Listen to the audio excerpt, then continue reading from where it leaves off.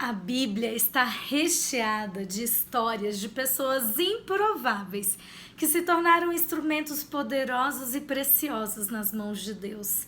Pessoas que, como eu e você, tinham suas falhas, suas faltas, seus medos e que ainda assim se permitiram ser usados por Deus no cumprimento dos seus propósitos no desenrolar da história da humanidade.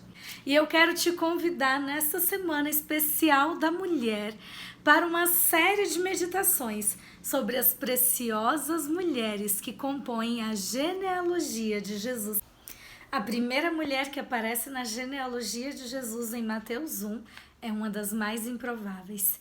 Estrangeira, de fora do povo de Israel, provavelmente cananeia, de antepassados desconhecidos, sem linhagem familiar apresentada, surge no capítulo 38 do livro de Gênesis e tem uma história, uma trama, um drama digno de roteiros de cinema. É uma história cheia de intrigas, de traições, de problemas. Uma das mais improváveis, se apresenta como uma mulher preciosa na genealogia de Cristo.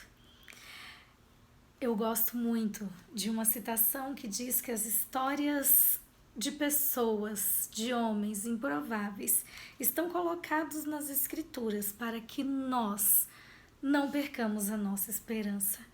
Porque se as histórias ali colocadas fossem de pessoas que não apresentavam faltas e falhas, nós desanimaríamos e acreditaríamos que a graça não seria o bastante para nos alcançar. Judá havia se afastado de Israel e ido para o meio do povo cananeu, e os seus filhos cresceram neste ambiente longe da influência dos escritos divinos, e eles cresceram pervertidos, corrompidos. E aqui em Gênesis 38 conta que quando o seu primogênito ficou em idade de casar-se, Judá tomou Tamar dos filhos dos cananeus para dar como esposa do seu filho primogênito. E nós não sabemos qual era o pecado de Er, mas sabemos que Deus não se agradou e por isso lhe foi tirada a vida. E Tamar ficou viúva, sem filhos. E pelas leis locais daquela época, uma viúva sem filhos deveria casar-se com o seu irmão solteiro, o irmão do falecido, ou com algum parente próximo, e era o seu sogro que deveria fazer cumprir essa lei. Tamar então casou-se com o segundo filho de Judá, e a Bíblia nos faz conhecer o que desagradou a Deus, e ele também foi extinto. Ele veio a falecer e deixou Tamar sem filhos. Tamar foi dada como mistério, pois já havia tido 2 maridos e não havia ainda conseguido ter filhos. Além de que Judá pareceu um pouco desinteressado em continuar cumprindo essa lei, e ele não planejava dar o seu próximo filho, o seu filho caçula, como esposo, apesar de ter dito para Tamar esperar na casa dos seus pais, que quando eles tivessem idade ele se casaria com ela. Mas parece que planejava fazer com que Tamar fosse viúva para o resto da sua vida. E nesta época, na época do Antigo Testamento, a viuvez sem filhos era visto como algo muito ruim.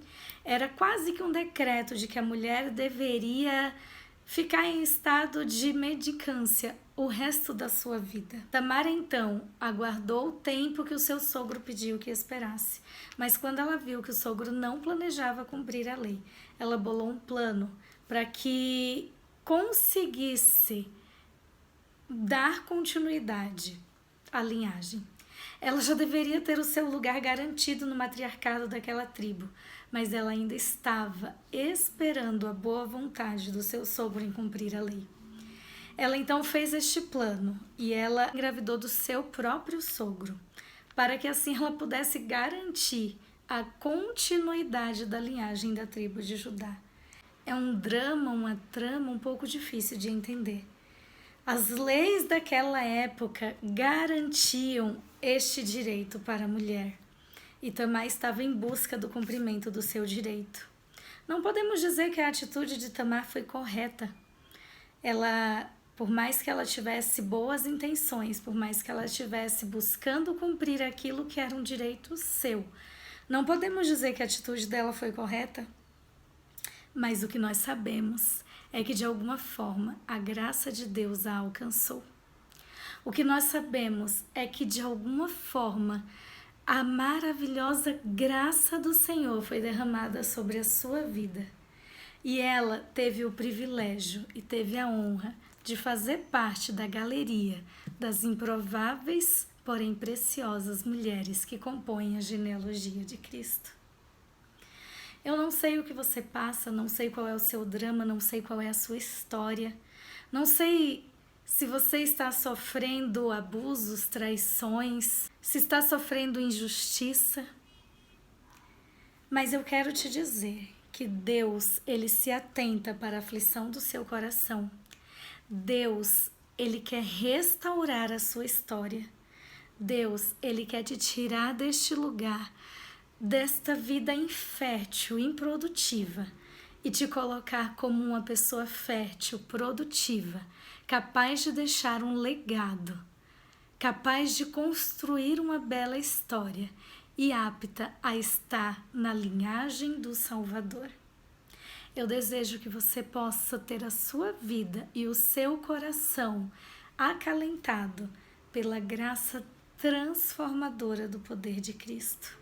E assim como Tamar, que era considerada infértil, desprezível na sociedade em que estava, e Deus mudou a sua sorte, que assim como na vida de Tamar, a sua vida possa se tornar de uma terra árida em uma terra frutífera, que possa se tornar de um deserto em um manancial e que você possa transbordar da graça de Deus recebida na sua vida para as pessoas que estão ao seu redor. E se lembre sempre, por mais improvável que você pareça ser, você é preciosa para o mais poderoso do universo.